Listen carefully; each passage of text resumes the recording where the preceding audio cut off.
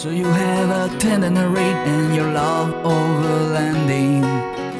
You have plans to do it big on the trace and some super glamping.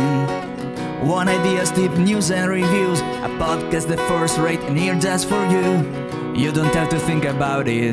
Join us and be about it. Something interesting we want to hear about it. Come on, let's talk about it. Welcome to Waypoint Overland's Random Waypoints podcast.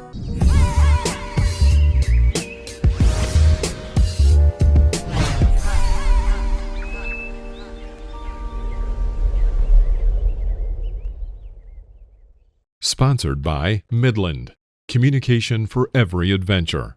The industry leader in radio communication technology and innovation for over 50 years. Sponsored by MyMedic. Sponsored by Tembo Tusk. Sponsored by Shower Pouch. Sponsored by BrewTrek. Sponsored by Hard Impact Designs. Always remember, the opinion you follow should be your own.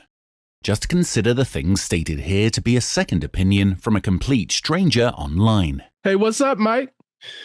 Well, good afternoon, Phil.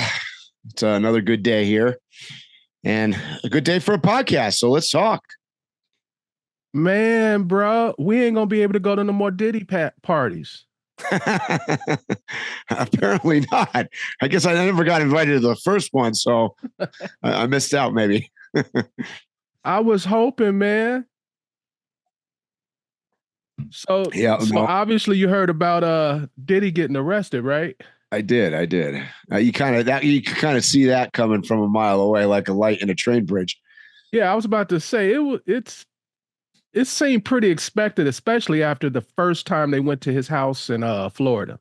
Right. Yep. Took their time, but I guess something uncool seemed to be going on. So have the Secret Service come to visit you about Trump? I think our podcast. No. I mean, no Secret Service, but hell, I mean, since our podcast, then we have a second assassination. It's like, what the heck is going on out here? Bro, that is crazy. It is totally crazy. So crazy. Hey, it's something else that's crazy. I don't know if you saw the last. So I was, in fairness, I was actually out of town. I went by my buddy Peter, and we went up to Colorado and ended up staying up there for a couple of days and just wheeling. We took his old CJ5 and went up on the. We did Pearl Pass, and then we did Schofield Pass, and we kind of camped out of Gunnison and Crested Butte area. So it was a good time. And I was kind of like off the grid a little bit, so I haven't really posted anything the last couple of days. But then I saw the assassination thing come across my phone, and then I see that I guess Israel put a bunch of like explosives in a bunch of pagers and things. It got me to thinking about it, and it was like more than 1,000 detonated at the same time in Lebanon, and I was thinking, going, man, I mean, I'm not a super conspiracy theorist, but it makes me a little nervous to pick my phone up if they could do that. My thought wasn't that deep. I read the article and my first thought was, pagers? People still have pagers? I know. That was the first thing. I thought it was a misprint as well. I go, pagers. And then after reading it, I guess that because they're so low tech, that's what they use. So they can't be tracked, right? Like a cell phone you can track and everything. So I get that part, but then I was like, wait a minute here. Well, what if somebody wanted to like terrorize, or all of a sudden you implant hundreds of thousands of Apple iPhones or something with explosives and somebody pushes a button? I mean, that's some scary stuff.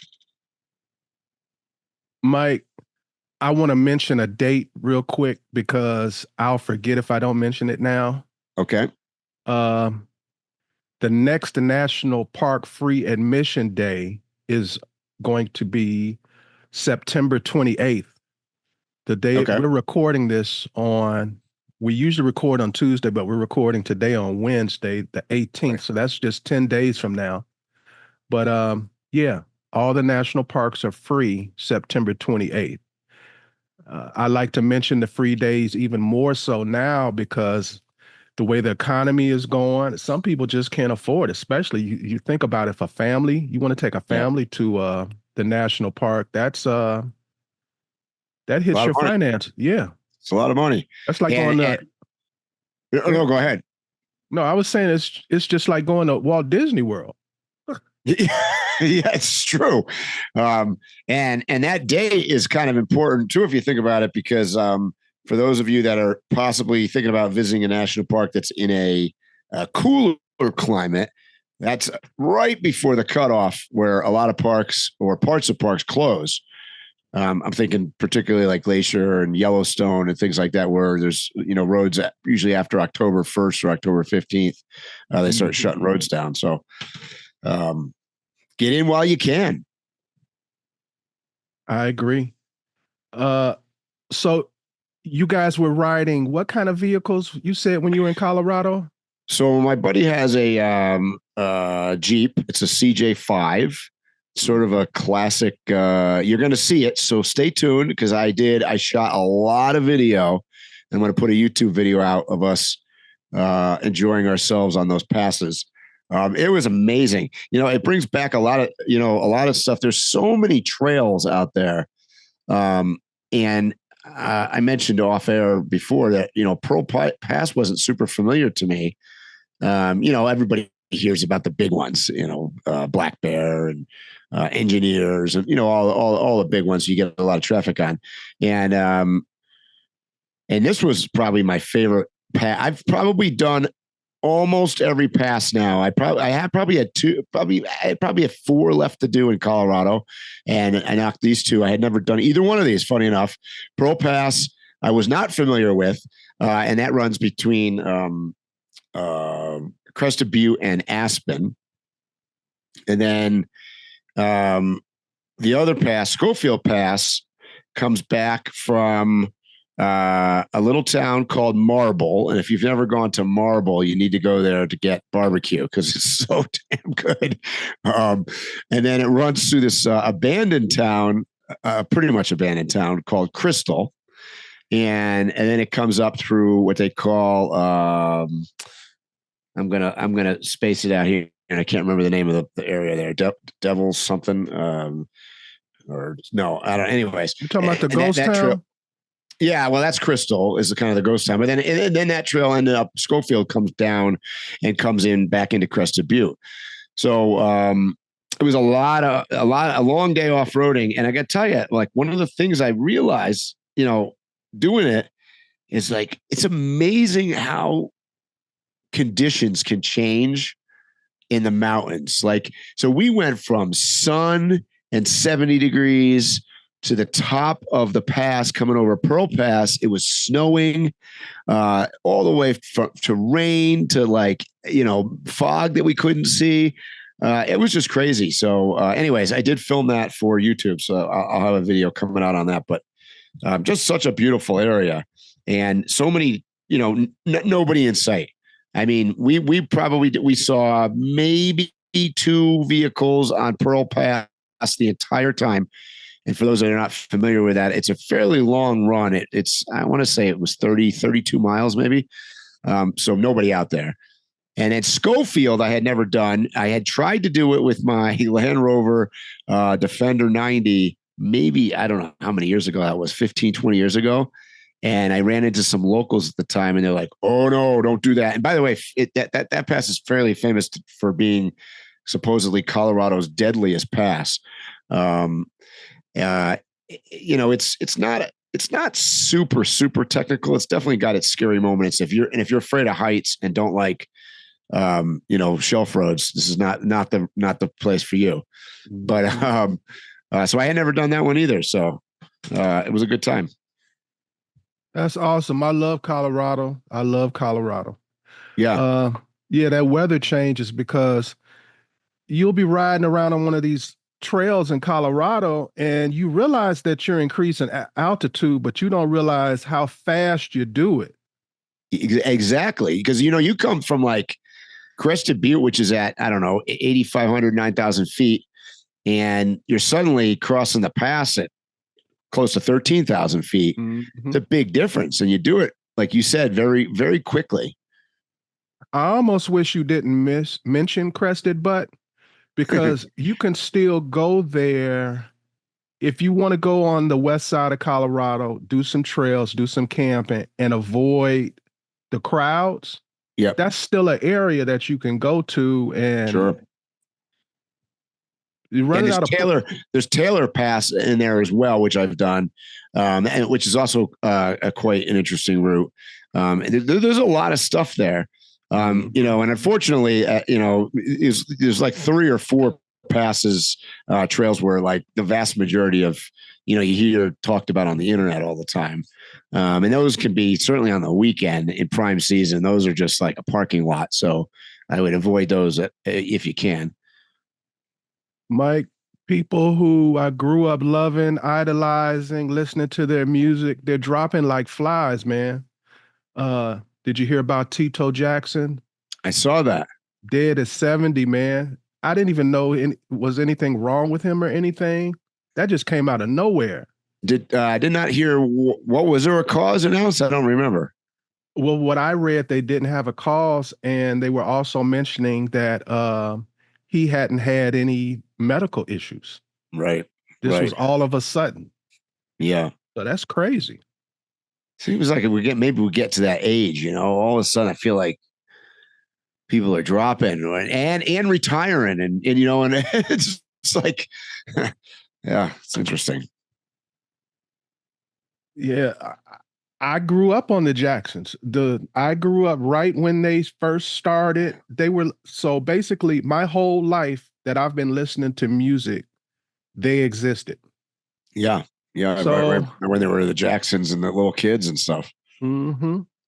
But that's happening with a lot of things as far as entertainment, I'm noticing. There's TV shows where I'm literally going, well, there was 5, now there's 4, now there's 3, now there's 2. Yeah. True. I didn't think Michael Jackson was going to die, but that was many years ago now. 2009. But an interesting fact, Michael Jackson, the day that he died, I was at a concert and the announcement came across. I didn't even believe it when I heard, like, you know, I think we heard he was on his way to the hospital or something happened, you know, and then he heard he died. And I was at a Jimmy Buffett concert, who also is gone, which is surprising. So there's, I mean, I wouldn't have called that either. And he, you know, was certainly not super old either. So it's, all right. What do we got to talk about this positive? Mike, I wanted to ask you a question. This is like totally, you're not ready for this one. This is coming from Okay. We've eaten at many restaurants together, and we often eat with a large group of people. I mean, we probably do that more than the average person. So I'm thinking you're the person to talk to about this. What rules do you have for yourself or advice for others paying the bill at a restaurant with a bunch of people? And before you answer that, for the audience, let them know I sent you a video. Yeah, it's pretty funny. Of a gentleman. He went to I think it was a birthday party, and there was a bunch of people. Birthday party for somebody that he didn't really know the group, right? Because he, I believe, was obviously to tag along or invited with his girlfriend, right? And it was one of her friends, I think. And yeah, so it was pretty kind of interesting video. So for the audience, maybe some of you have even watched this footage. He went to the party at a restaurant, and they were all ordering all kinds of food, and he kind of saw what was coming. So he went and paid his bill off, and then the other people were arguing over this $3,500 bill, and it was only about 10 of them. So this was an expensive restaurant, and they must have been getting like the most expensive stuff on the menu at this expensive restaurant, because that came out to about $350 a person. Right. So with that said, what rules do you have for yourself or advice for others paying a bill at a restaurant with a bunch of people? Well, okay, so I can give you this from a couple angles. One, I was a restaurant owner. So right. My first thing that I would say is shame on this restaurant, to be totally honest with you, because according to the video anyways, they only took 2 forms of payment, meaning they were only willing to split the check 2 ways. Mm-hmm. I get it. Not acceptable. I mean, I'm a firm believer of customer and guest is always right. If the guests want to split it 372 ways, then that's what you do. So that's my first complaint about that whole thing was, it kind of put it on the guests, like you got to divide this up. So inevitably, if there's 10 people and you've got to divide it 10 ways, and they only take 2 forms of or two payments, then you end up with somebody has to either put it on a card and everybody pitches in money, or you got to organize it internally in the group. So that's one issue. The second thing I would say is, and this is not that easy, but hindsight's 2020. Maybe they should have thought about this or discussed it or talked about it initially before beginning the experience. You know what I mean? Because I don't know about you. We've sat down with groups before and it's like, okay, there's 10 or 12 of us, whatever. Inevitably, somebody comes over, right? The server comes over, and sometimes the server will ask and say, is this going to be on one check or whatever? Or so that would initiate a discussion amongst the group of a dozen of us to say, hey, what does everybody want to do? How about we just all pitch, whatever. We make some decision. So at least then it's not, nobody's blindsided. And just me, I'm not cheap, and you're definitely not cheap either. Generally, I'd say a majority of the time when me and you are in a large group, it's either you or I who ends up taking the bill. So it's not like, we're trying to avoid bills. Right. But you want to avoid situations. Correct. And that's my point. My strategy is, and you can't always do it, but my strategy is I don't go with people who I think are cheap. I don't go with people who I think would do something like that. Right. That's a good point. So that's the first thing. But you can be with a group and you don't know everybody. So it happens. And when that happens, when the bill comes, I don't talk or nothing. Let's say my part of the bill is $20. I put $40 on the table and I'm done. Right. Yeah. Which, by the way, in this video, the gentleman that, he had to use the restroom. So he left, went by which I've done before myself, went by the server station or the bar or whatever and was like, hey, I just want to take care of my bill. I'm here with my girl, this is our stuff, blah, blah, blah, and close out his tab. So in effect, he kind of did the same thing you did, Phil, or it would be just like you throw your $40 down. And so he was not in the wrong, to be honest. He took care of his bill and, left everybody else squabbling over, what they did. And I agree. I think that was for me, it looked like a situation where it was a bunch of, I don't know, maybe somebody expected somebody else to pay it, and that's why they ran the bill up. I don't know, but generally, I find when I go in a group, I like to, obviously we like to go out. We like to go out as groups. We do this at Overland Expo and whatever. We usually know the people. To me, I'm not that. I don't get hung up on it. Usually, if it's like 10 people, we just divide the bill by 10 ways and call it a day. As simple as that. But how often does that even happen? Somebody usually in our group, it's a fight for who's going to pay the bill. People or that. Yeah. And that's yeah, exactly. That's true too. So I thought that was very interesting. And there was also a dating dynamic in the video that we were watching. Men are under a lot of pressure in these types of situations to just kind of foot the bill for things that they weren't expecting. Yep. Right. Because I saw at the end of the video, the girlfriend was upset that he didn't handle it the right way. See, that's why I love my wife. My wife would have spoken up for me and be like, my man, take care of me, not you. Right. End of story. Right. Yep. Well, I saw that, Mike, and I also thought about etiquette. We're going to bring this to overlanding. Nomad etiquette in dating and chivalry. There seems to be a large population of women who are solo traveling these days, and many of them, they boast of their independence, self-reliance, their strength and accountability. But I've seen quite a few instances where men were scolded for assisting or even offering assistance to a woman like that. I'm sure you've seen that, where and I'm talking about like in the overland nomadic community. She's got her own rig, she does her own thing, she's independent, and you just try to be helpful, and you get scolded as a man for helping her. It could be for many different reasons. Maybe she's just got like a feminist type thing about her. Maybe she feels like it's insulting to her, like, you don't think I can do it, and stuff like that. And lots of times I've seen when men give advice or instruction, sometimes it's taken as an insult, where he's not being condescending, or he doesn't think he's being condescending, but what he says goes in one ear and out the other, because she's taking it as an insult that he's trying to instruct her. Mm-hmm.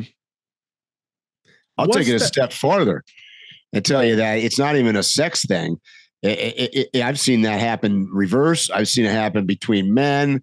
And I know you're going somewhere with this, but I'm going to follow up, because I had an incident this weekend that I want to talk about etiquette, actually. Well, that's what we're going to talk about, because my question to you is, so we've discussed that a lot of these women they're an anomaly. They're very independent, extremely independent. They've been traveling on their own. These are women who have strong personalities. And like I said, it's a touchy subject, helping them, assisting them, giving instruction or anything like that. So what is the etiquette for dating a fellow nomad? Oh boy, that's a loaded question. I don't know. If I knew that, I might have a co-pilot on board. That's a great question, Phil. I mean, I don't know what the etiquette is. I think by definition, what you just said, the nomad community, the overlanders, are very independent. Whether you're a female or a male, everybody is independent to some extent. And this, by the way, is a challenge, because, and you see it sometimes. We've seen this at Overland Expo, because we always joke that Overland Expo is an enigma in a sense, because here's a bunch of solo people that like to be in the woods by themselves, not being disturbed by anybody. But now we're all thrown into a big group of people hanging out in a very tight space. And it's an oddity, right? Mm-hmm. And that brings up challenges, even in a public event like that. So the etiquette that's an interesting, wow, I don't even know where to begin with this, because I got this thing on my mind, because all of this. Let me ask you an easier question then. Okay. Is there, in your assessment, is there a different power dynamic in general dating nomadic women? I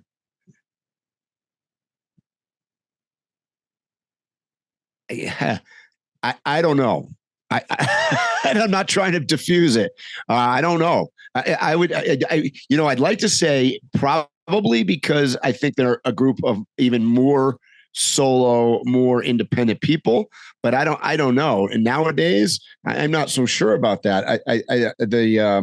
I think probably dating in general in today's society is a challenge just in general because of all of the stuff that we read about in the news, whether it's, we had Peter and I were on our way home yesterday, talking about, just random bullshit.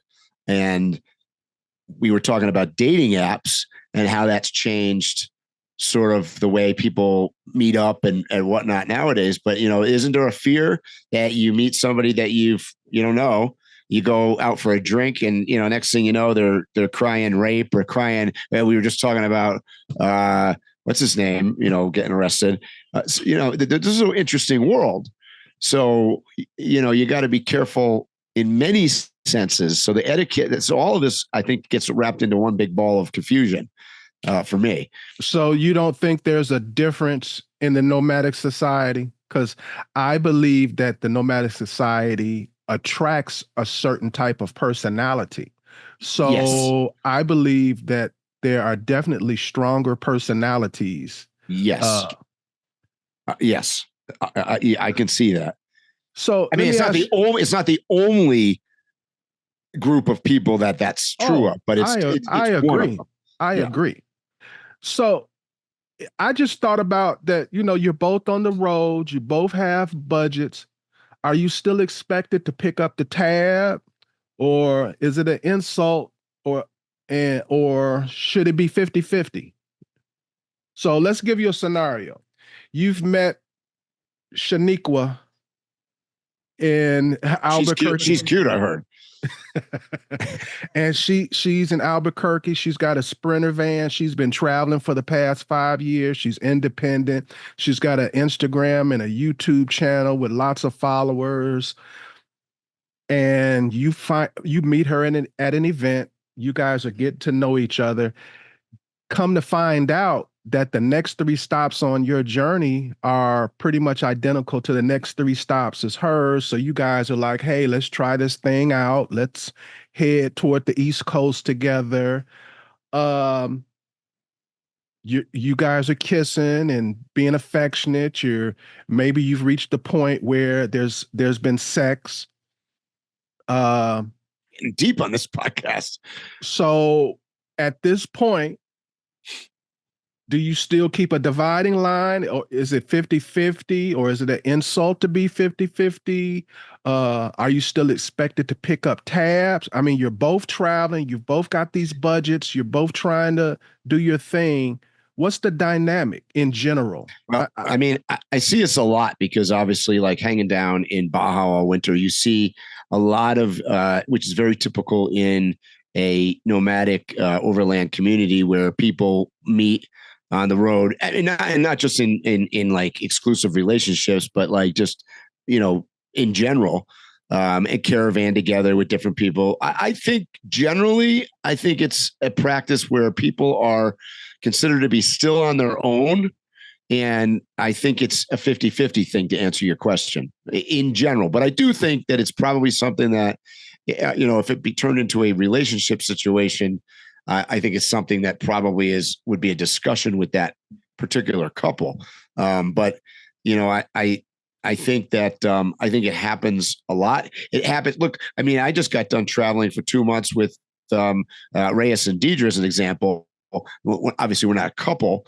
They are, but we're both on the road independently from a standpoint of if we weren't together. I look at it this way: if we weren't together, we would be on our own anyways, right? Mm-hmm. So I'd still have to. If I went out to eat, I'd pay, and if I bought beer, I'd buy my beer, and whatever. So I think that is typically what it's looked at in the dating scene on the road as well. And that may play to what you're thinking in your head, where there's where the people are more independent. So possibly maybe that's a positive of that culture and in the society, that because they're so independent, that everybody is kind of cool with it. Gets rid of some of the old style or because I think in a general, let's call it the general dating population of today, that with a lot of the standards that are occurring today, there's a lot of confusion on the part of everybody as to what is supposed to occur, depending on where the other person stands on where that, you know, what their viewpoint is on I don't know what we call it, just the culture in general. So if you weren't clear, that is the point that I'm making. That's what I'm trying to discuss. How do you deal with traditional values, traditional ways of dating, the desire for men and women to basically have traditional relationships, yet there's this modern thing, there's this feminist thing that keeps it from running smoothly. So yeah. And maybe that's what I guess what I'm trying to say is maybe the overland nomad community is more advanced than your general society in a sense that because they're independent, they're over that. We're not running with the same stereotypes because we are all a little different in the first place. Okay, I'm not going to let this be a nice lovey-dovey conversation we're having. This all stems from, now the audience may not know this, but you know this. I'm always with my journalistic cap on. Whenever we're traveling, I'm always asking people questions, observing and everything. And I see a problem. I don't know how to define it or what the problem is, but there's a problem between the men and the women in general in nomadic society when it comes to dating. And what I'm talking about are the issues that I'm seeing. I'm seeing where women want to be strong, independent, but then they have an issue when you are not traditional in the way that you court them. But then when you start out as a person being traditional in the way that you court, it seems like the women quickly get offended. If you court, I'm saying in general, there's lots of exceptions to the rule, but in general, from my observations, if a nomadic man meets a woman who's also a nomad or overlander, it's totally different. And maybe that's throughout society, but I see it more so in the overland community, where she wants to be known as strong, independent, and she fights the idea of you being a traditional man in the way that you treat her. But if you don't do it, she's pissed that you didn't. And when you do, she's pissed that you did. That's what I've observed. Let me say two things. One, because you and I have talked about this before, the nomad community as a whole, I see is dominated by women, meaning that there are more women that are solo travelers than men. And that may come as a surprise to some of you guys out there that are listening, but my observation would tell me it's between 60 and 70% of the solo travelers are women. So it's a higher percentage that are women. So that's one thing. The second thing is, and you and I have also talked about this, is the failure rate on nomad travelers staying as nomads, whether they're in overlanding, van life, RV, mobile, whatever you want to call it, is high.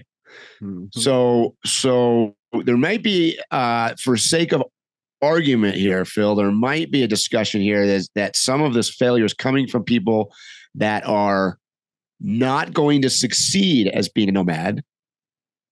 Their mind tells them that they want to be independent and they want to be strong and whatever, but the reality is that they're not. And you're not going to overcome that by being an Instagram star or becoming whatever, because a lot of people, they hit the road and they go, oh, I'm going to turn this into a career, or I'm going to post Instagram pictures and all this stuff that's just simply not the case. I agree. So a lot of this failure that you're seeing might be coming from that segment, because I could argue the other side and say that the people that I know that have been on the road for many years, both men and female, do not have this problem. And that's why I made the point of when I gave a scenario that it was a person who had been traveling for about 5 years. Because I agree with everything that you said. That's generally, in my observations, it's young folks, where it's a young guy, maybe he's traveling and he meets a young lady, and she likes the idea of this in the beginning. Yep. But then she's like, whoa, I don't want to rough it every day and sleep in a tent and all of this type stuff. Right. And one of a handful of things happens. Either she just breaks it off with him, she gets pregnant on purpose. So I'm trying to get right to the point on all of this. Not accidentally. She purposely gets pregnant without his consent. There's something that she does to get him off the road. Yeah. So that's what I've seen. I mean, and that goes to what I'm saying is that where, you know, I'm not suggesting that I'm putting the blame on the female side. There's just more of them. Oh no, because it's the opposite way too. There are some men who really ain't interested in this, and we know them where the wife is the main person. Oh, so yeah. No. I'm not saying that at all. Yeah. Oh yeah, that's for sure. And then there's also the other side of this conversation, Mike. We're talking about if you guys do approach each other, if you do start dating and traveling. Really, I would say the percentage of people who get together, seriously, I don't mean hook up, get together. Yep. In the nomad overland community is lower than the actual human population. Yep. I would agree with that. Because the next thing I wanted to get into is, this is a question to you, Mike. Why are single male travelers or overlanders, whatever you want to call it, not checking for single female travelers? And before you answer that, just give me more clarification. That's exactly what I'm going to do. Okay. Okay, I'll ask the question again and I'll explain. Why are single male travelers not checking for single female travelers? Why are they not looking for them? Why are they not trying to date them? Why are they not aggressively looking for them? And because what I have seen, and I'm not just talking about in North America, I'm talking about international travel, whatever. In general, the men may even be with a group of women, but they ain't trying to get with none of them women. Percentage-wise, it's a high percentage of men that are not looking at the female travelers. And I wanted to know what you thought about that.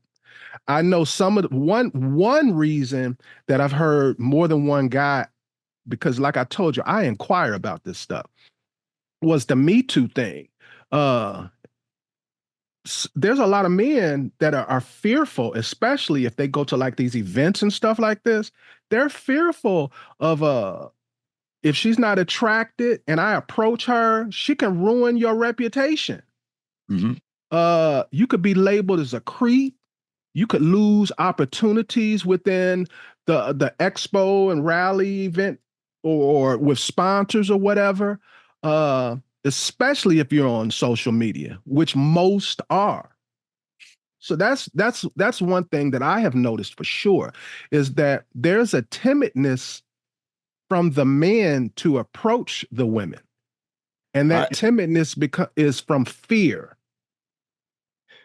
I think that's just that may be a statement of general society as a whole. I would agree. I'm making the point that I see fewer men in this community approaching women than the masses. I think some of that might be, and I don't want to offend anybody out there, but I do think that in general, and there's exceptions to everything, there are more men that are on the road full time doing overlanding and nomad life to see things in the world, have an adventure. I know where you're going. Explore, accomplish goals and things, and which might be why there's less men than women. And there's more women that are I don't want to say it mean, but are trying to find themselves. I think it's maybe the best way I can say it. And Mike, I'm married. Let me say what you won't say. Okay. There is a high percentage of women in this traveling nomad thing that are on the rebound from a relationship, have baggage from relationships. Just in general, the reason for what they're doing, I think what you're saying is is a higher likelihood that it has something to do with a past relationship or drama or a conflict or something that's Mike, motivated them. How many times have you been sitting around a fire talking to a single lady, just having a general conversation, and she's telling you about herself, and somewhere along the way she's like, yeah, so I got divorced, or yeah, my boyfriend broke up with me, and that's part of the story as to why they're traveling. Yes. I don't hear that connection too much with men. It was, I wanted to do this. Right. And that's what I'm saying. So I do think that factors into this, which, by the way, is why there's probably more women traveling solo on the road, because let's face it, we're all having challenges across this broad spectrum of everybody has issues. You know, we've all had relationship things and other stuff that's going on. I just think that's less of a motivator for men to be full-time. Yeah, I have a note specifically that addresses this that I wrote. Okay. One of my answers to the question was baggage. Lots of divorced women with horrific stories may be true, maybe not, but it's not appealing and leads to fear that you may become one of her stories. Sure. So if I'm at the campfire and I'm attracted to you, but then the first thing out your mouth is this horrific story about your last relationship, once you get to a certain age, you start to realize that a majority of these stories ain't true. Because every single one of them, or if they're true, there's two sides to everything. Right. But bro, it's like 100% rate of when they tell their story, the guy did something just heinous to them. And I know it ain't happening at that rate. Right. Yeah. So I'm if we're going to address this, I'm going to address it for real. I'm not going to be politically correct to make people feel good about, I'm telling it like it is. Because I have heard some horrific stories, and not only that, I actually knew the other person, and it was a lie they were telling. Yep. Right, which is usually indicative of some other drama or some other backstory to how we got there, you know, how they got there, and so how their mind's motivated. I'm going to take you further down this, Mike. Another note that I have is I've had a lot of men say this. So ladies, listen, I'm just reporting. They use the word masculine, high probability of being feminist, and or alternative lifestyles. So there are a lot of men that they don't feel like the women are very feminine, and there are a lot of women who are from alternative lifestyles that they don't want to say that out loud. They don't want to put that on their social media or whatever. They're just hoping nobody bothers them. Yep. It's a lot of that. It's a lot of that, because I have seen them find another girl, and then they get with that girl, and it's like this unnatural desire to cling on to that other person because she don't want to be bothered with men. Mm-hmm. You haven't seen that? Oh, for sure. I see that a lot. Yep. Matter of fact, we went to one event on the East Coast. I won't mention the particulars, where we observed where that was the case for like the majority of the women. They were they didn't say they had an alternative lifestyle, but through observation and a whole weekend of being around them, the majority of the women were from an alternative lifestyle. Yep. So I'm hearing Me Too, I'm hearing masculine, and I'm hearing baggage. I'm also hearing promiscuous. Hard to find one that doesn't have a past in the community. Sure. You've been around for a while, you get to knowing who's been with who. Yep. And it's just not, especially men, I don't care how modern society gets, men and women are still old-fashioned at their heart about what their desires are. Mm-hmm. And men are not attracted to a promiscuous woman. And I hate to tell you, ladies, but how we define promiscuous is we're almost like a third world. You've been with two guys, you promiscuous to us. I'm being funny now. So you never know where we're going to go on this podcast. So, and Mike, I'm going to dog you out once we get off of here because you are like tiptoeing around this conversation. No, I'm not. I'm not tiptoeing. I actually find it very difficult to talk about because it's confusing. It's a very confusing thing. I see it. I see all sides of this. What you're bringing up 100% exists. I think it depends on what circles you travel in. It's one of the reasons, as an example, there's certain events now that I won't go to, that I found to be more directed at some of the bullshit that you're talking about, drama and alternative, and it's just a headache I don't want to even get involved in. So it does definitely depend on a lot of things. There's famous people, I won't mention names, that are YouTubers or social media icons out there that have been on the road for a long time that stay above that fray. You know, they're both on the men and women's side that I know that are not involved in this at all. So, you know, it depends. I see a lot of different stuff, and you know, a lot of this has to do with what you're talking about. Unfortunately, also has to do with a deeper thing, which is just our struggle in today's society with, you know, what I'm going to call just confusion, bit focus on bullshit. Not to get into politics at all, but, you know, I sit here, listen to my Montana radio station, and they're advertising against John Tester, who's running for the Senate on the Democratic side in Montana. And, you know, he supported a bill allowing men to play on women's sports teams. And he supported a bill about, you know, blah, blah, blah, all this stuff. And it's like, you know, common sense would tell you, oh, I don't know. See, I think I'm common sense. Common sense would tell you that's completely ridiculous. But we're having this conversation, so clearly somebody doesn't think it's ridiculous. Somebody thinks, oh yeah, why not have a guy on a women's team? You know, so I mean, this translates into the van life, overland, nomad community the same way. So here's my last observation that I wrote down about why are single male travelers not checking for single females. Okay, and I'm getting this from the horse's mouths. Okay.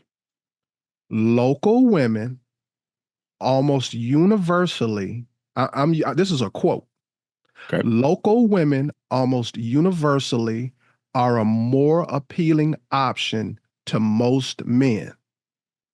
Feminine, in shape, a better partner. Yeah. And I think that comes from. I thought you were going to try and backpedal out of that. No, I think that's true. I think that some of that comes from a stability and a balance standpoint that I'm going to offend everybody, including myself right now. I think there's something is offensive. Be truthful. Well, I think there's something about people that are full-time nomads that they're tweaked, that there's something not quite right. And the alternative is if I'm a guy and I see a woman that is local, that's stable, that has a house, that has, you know, a more quote traditional lifestyle, that's more attractive than somebody that's flying by the seat of their pants in the back of a van. So yeah, I know, I agree with you on that one.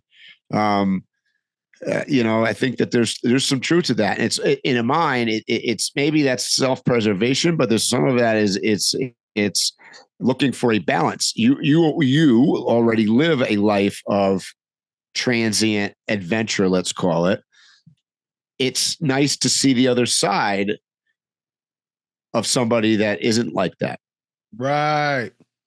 Well, Mike, through all of this, what I have found and what I have noticed, big picture, and this could even be outside of travel, but we're talking about overlanders at the point. What I have, my observation and diagnosis is single female solo travelers, they're fed the social media fantasy.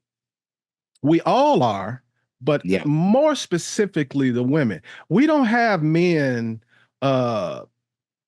standing in forever pools with their hands out looking at Brazil and in Dubai, and we're not in our swimming trunks taking pictures, and we're not constantly taking food pictures and all of that stuff.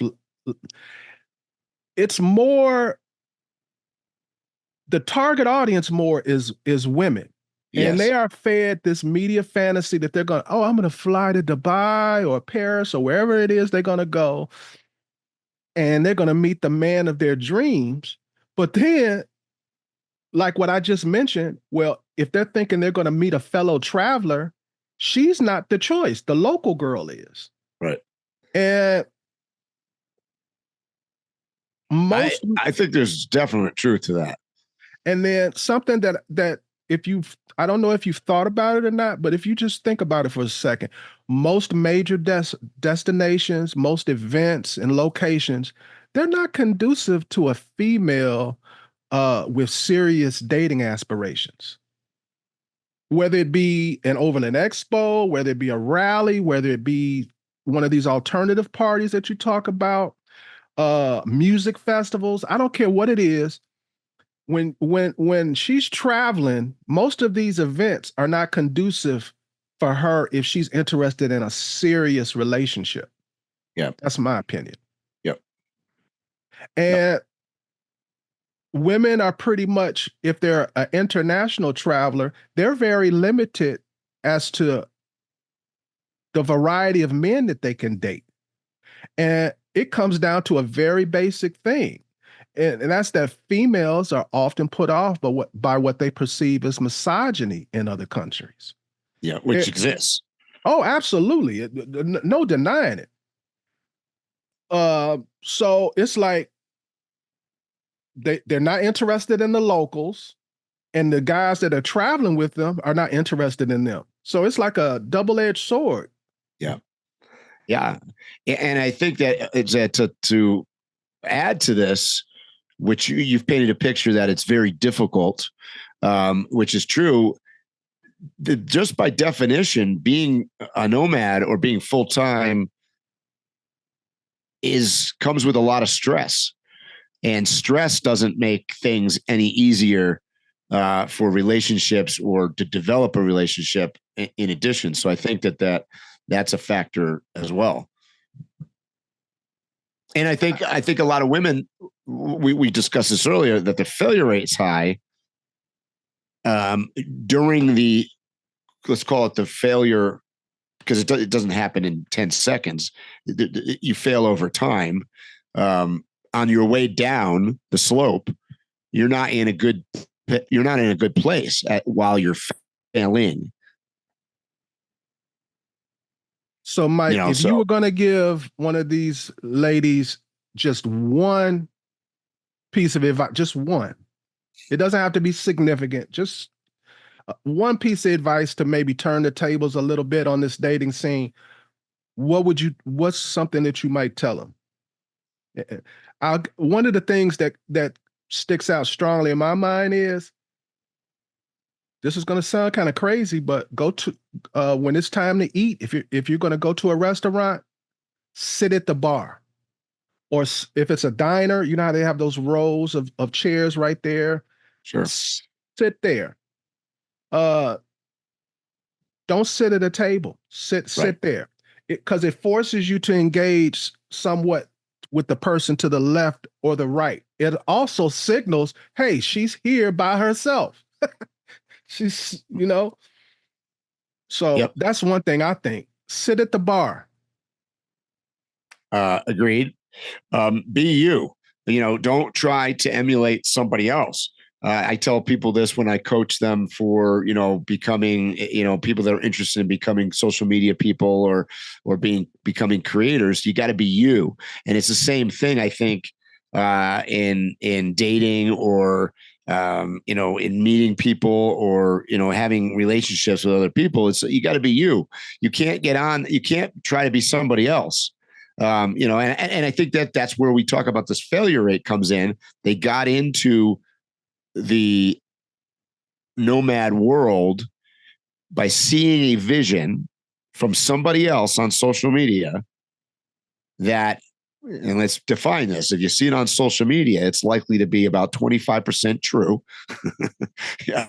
At most, because we're not going to show you the crappy picture of the elephant taking a poop. We're going to show them, in front of a nice tree, and we're going to paint a nice picture. So they got into it for those reasons, and then on top of it, they want to be like what they saw instead of being them. And that's where the failure starts. By the way. The failure starts when you get into something to be like something else. So we're making it sound like being single and dating is such a woe is me thing in the nomad community. But families have issues too, Mike.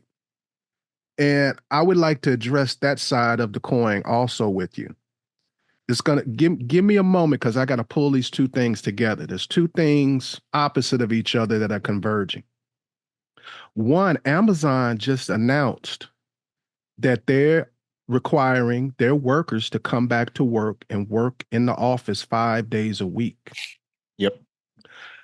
I don't think the world realizes how many people will be going back to work. Amazon has a lot of employees that fall under this edict. Yeah. So also, Amazon is kind of, I don't know what the proper word for it is, but when they do something, other companies. Everybody follows. Right.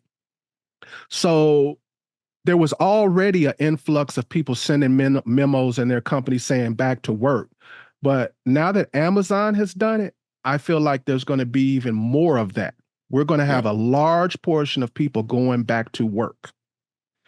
So the other part of this is the national average monthly cost for daycare in 2023. And let me repeat that. The average monthly cost for daycare in 2023 was $1,300 with an expected increase of 18% this year. Now, that's just the average, bro. So basically, if you're not, $1,300 gets you a babysitter in a room, right? Put your baby in for 8 hours a day. If you're really looking to have some real decent daycare, you can double and triple that price per month. Sure.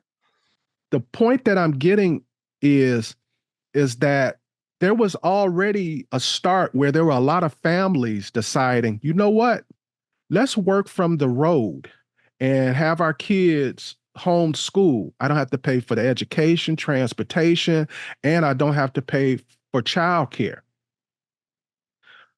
Well, with this influx of people having to go back to work, that goes right against this new movement for mobile life and saving money like daycare and stuff like that. So how do you think this is going to work out? Wow. So, I mean, I know a lot of people that are in this kind of scenario where they're working remotely from the road and being asked to go back to work. So I think there's a lot of things that are going to happen. One, you're going to see less people on the road. I think a lot of them are going to have to give up their van or truck and go back to work. They're not going to have a choice. They have to have an income. The other side of that token is some of them are going to try to transition to a different job or something And I have, and you want to stick to the family side of this thing. There's I have a lot of concerns with this. Unfortunately, I say unfortunately, I know a lot of people that travel with children on the road and or homeschool them. And I think we're running into a moment of reckoning, if you will, that there's a lot of people that are not going to be.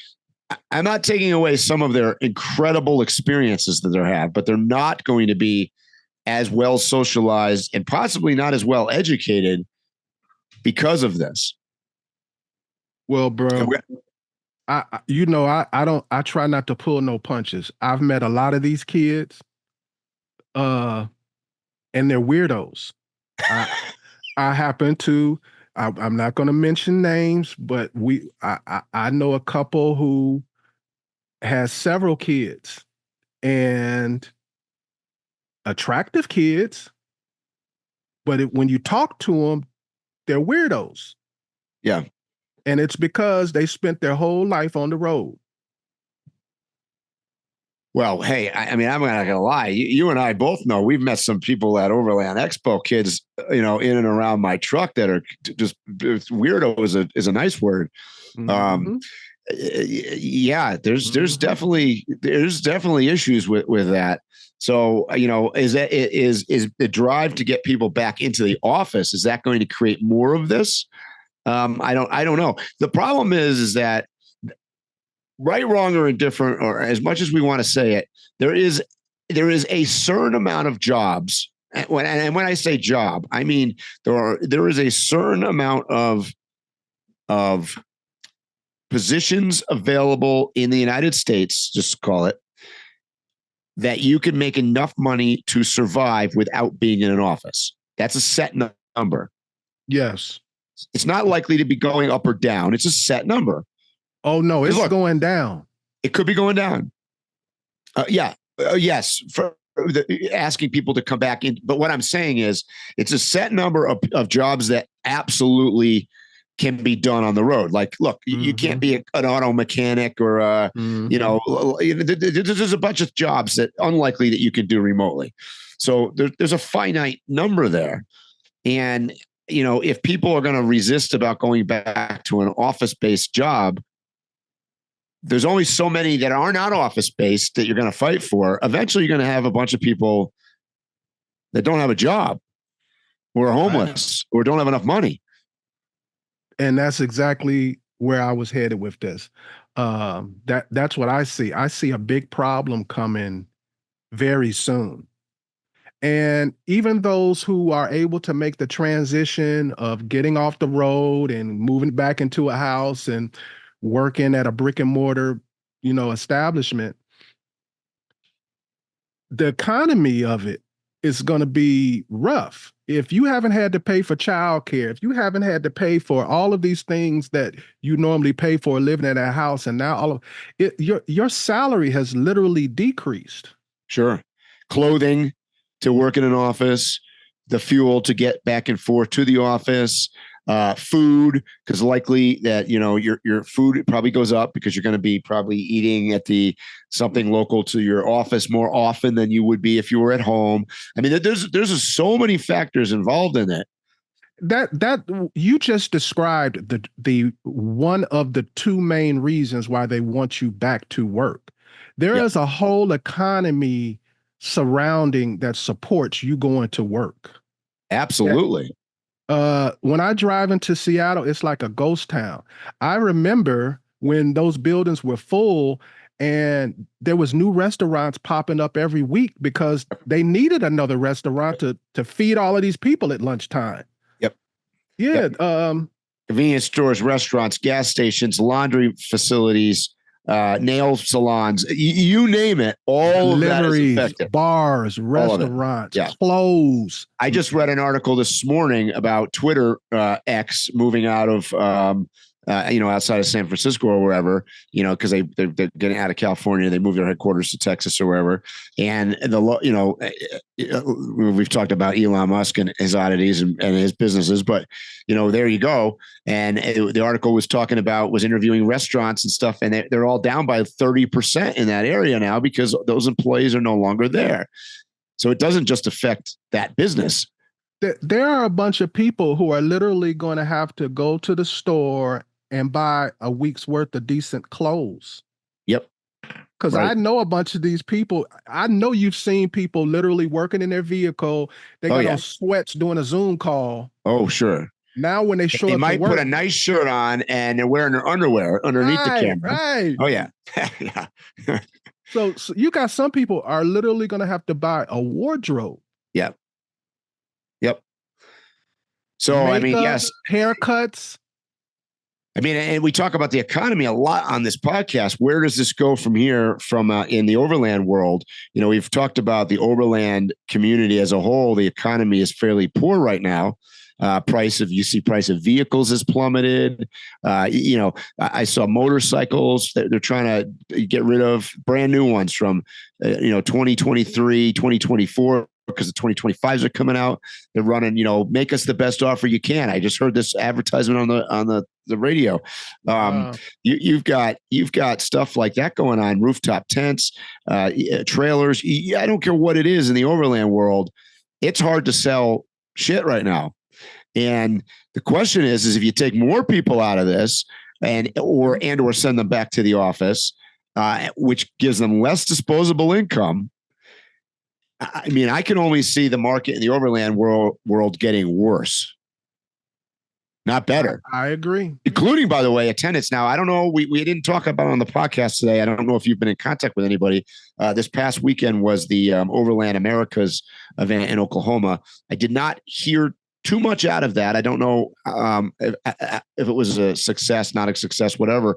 But including events like that or Overland Expo, where you're charging $400 a ticket or whatever the stuff is, I don't see that going up. I can have a ball with $400. And that's my point. Well, or you can not have a ball because you just had to buy a bunch of new shirts and you got to buy a bunch of groceries because you got to, have, what you need to go to the office for the week. And so, the economy is, I just saw, I know we're bouncing around here. They just raised or just lowered the interest rate by 0.5 percentage point today, which is, by the way, is the first time they've lowered the interest rate, the Fed interest rate in 4 years. And that's a huge 0.5 point. It's a huge movement. So it's questionable what that's going to do to the economy. Yeah, on the surface, it sounds like it's going to make it better, but oftentimes that makes it worse. There was nothing that happened this is my opinion. There's nothing that happened in the economy that there was nothing that happened that made them reduce the percentage rate. They reduced the percentage rate because it's election time. I agreed. Yeah, clearly that was motivated by election time. A 0.5 percentage rate can be the difference in thousands, hundreds and thousands of people getting loans, all the way from a home loan, car loan to a $2,000 loan. That's right. So gas always goes down and the percentage rate goes down, right? At the closer you get to an election every time. Yep.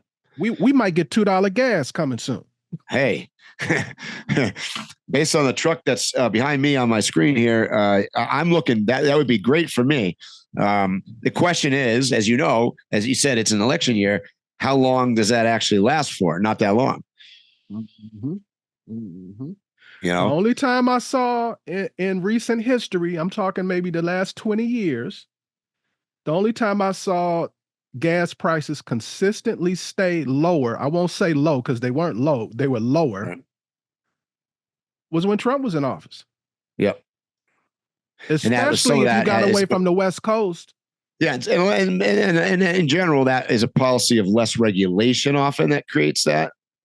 So that's what motivates that. Yeah.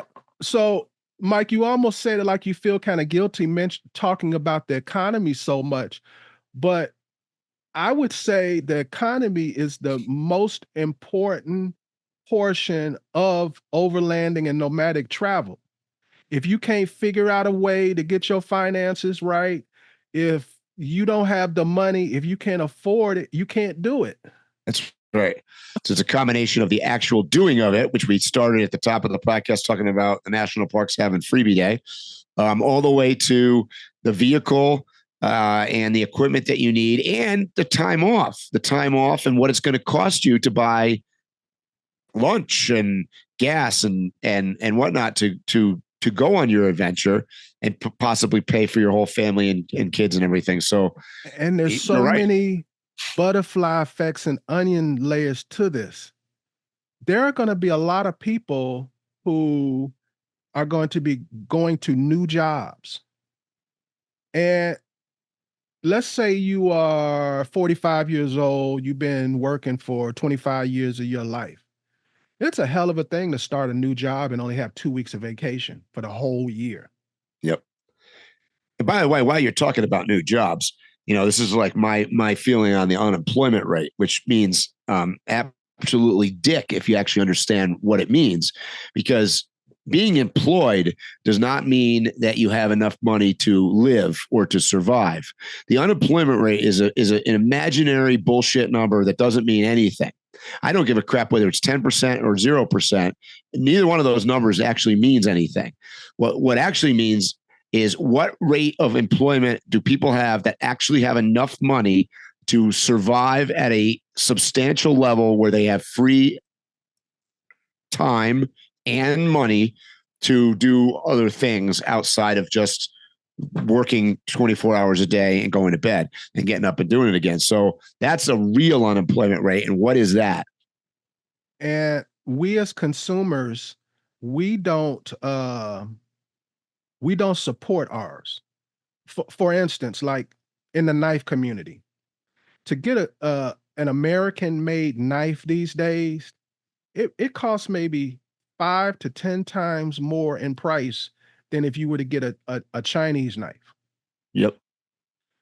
And I've seen on different podcast on different forums talking about they could lower the prices. You guess what? A company like, let's say, Benchmade, they could lower their prices. They could take that $400 knife and sell it for $200. But guess what? The guys that work at Benchmade, they go to work for 8 hours and they go home. They're not going to a second or a third job. Right. If we want to actually not just have jobs in America, but living wages, right, it requires higher prices. Right. And it requires us to bite the bullet and say, hey, you know what? I'm going to buy American made. Right. Or be forced into it. Yeah. I mean, for sure. So hopefully everybody is in a much better frame of mind now because they know that the economy is going to get worse. They're not going to be able to date on the road. And and what else do we talk about today? Mike, I really held back on the dating thing because I could see you were like, oh boy. No, it's just, it is what it is. It's one of those, hey, maybe I'm in an oh boy day today. After last week's 2-hour political podcast, we're trying to, lighten it up. So I have a weird vibe about last week's podcast, Mike. Okay. Everybody had something positive to say. And I don't know if that's good. I got a lot as well. So I guess we covered it. We covered it good. Which, hey, let's be fair. The news doesn't cover anything good. So, it's all skewed and bullshit. So, hey, maybe we just gave it to him without the bullshit. Mike, you got anything else to say? No, I got a lot of things to say on next week's podcast. But for today, I'm good. All right. So let's end it there. Hey, guys, you know what I'm going to say. Stay safe, tread lightly, and hopefully we'll see you here on the trail soon. You have been listening to Waypoint Overland's Random Waypoints. Like, subscribe, and stay tuned for more.